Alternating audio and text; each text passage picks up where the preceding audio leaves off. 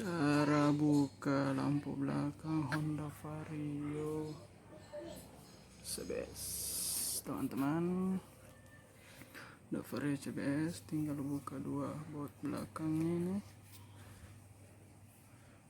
belakang, terus tarik ke belakang, terlepas, dan kita putar ke kiri dari bautnya.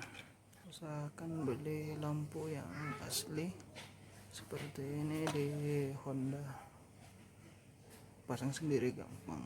Coba kita buka. Untuk pasangnya sama dengan yang tadi, perhatikan cekukan di sini. Ini ada tandanya.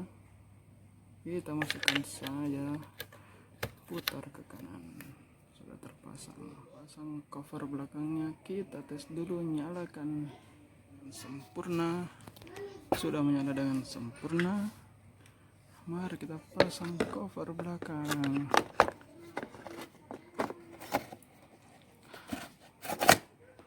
Oke, mantap.